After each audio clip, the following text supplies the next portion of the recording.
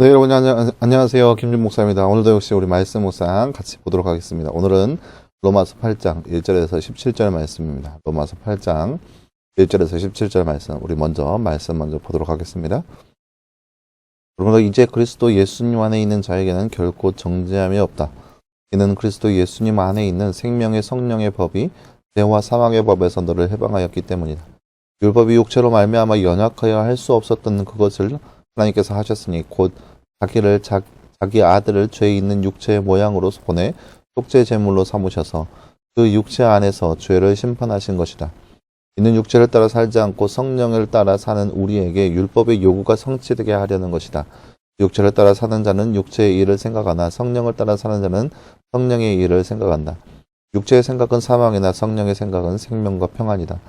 육체의 생각은 하나님께 원수가 되니 그것은 하나님의 법에 복종하지 않을 뿐 아니라 복종할 수도 없다.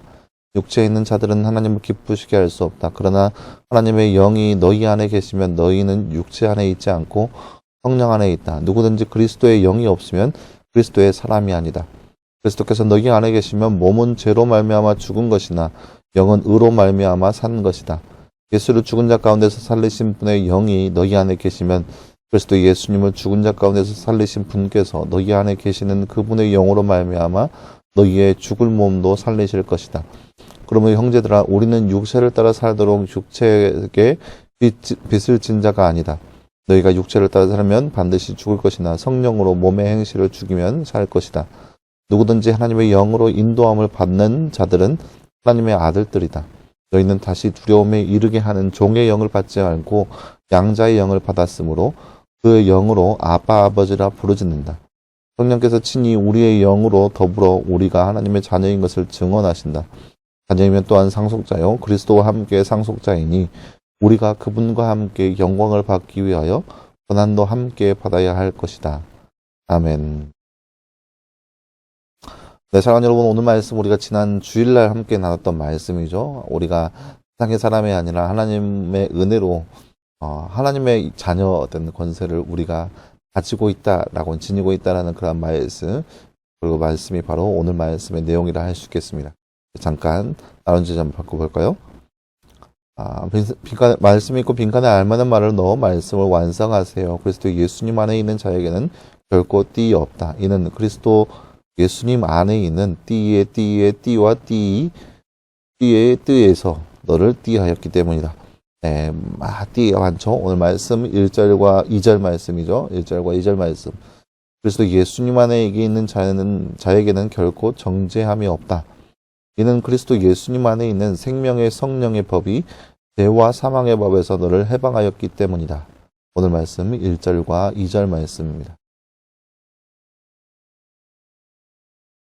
하나님의 자녀는 무엇을 죽여야 한다고 말씀하고 있나요? 오늘 말씀 13절 말씀을 보면은 13절 하반절 말씀에 보면은 육체를 따라 살면 반드시 죽을 것이나 성령으로 몸의 행실을 죽이면 살 것이다 라고 나와 있습니다. 성령으로 몸의 행실을 죽여야 한다라고 나와 있습니다. 성령으로 몸의 행실을 죽여야 한다가 나와 있습니다.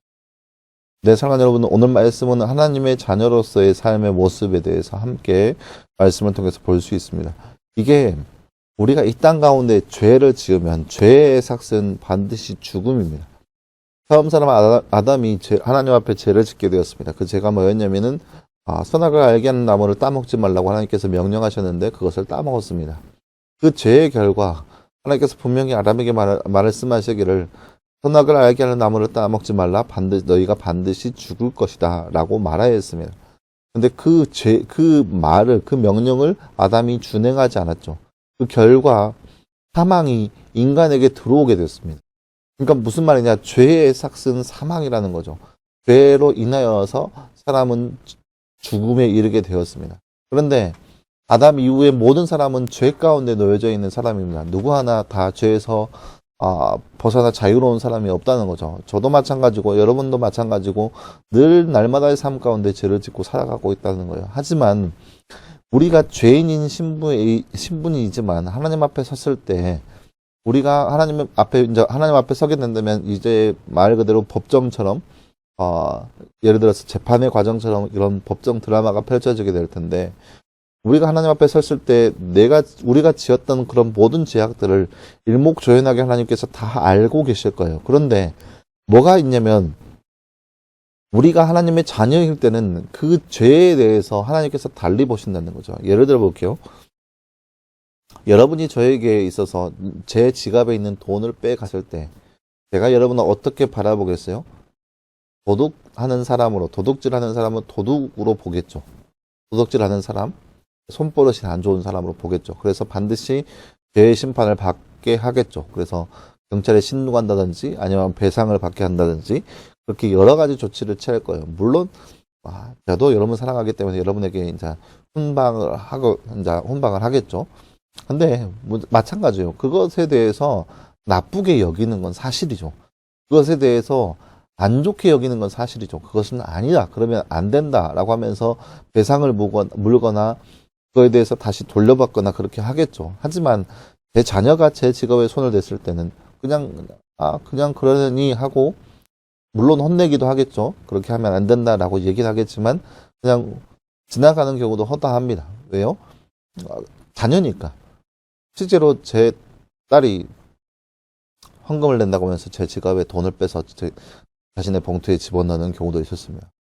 딸이니까 딸이 그럴 수도 있지 하면서 웃고 넘어가는 거예요.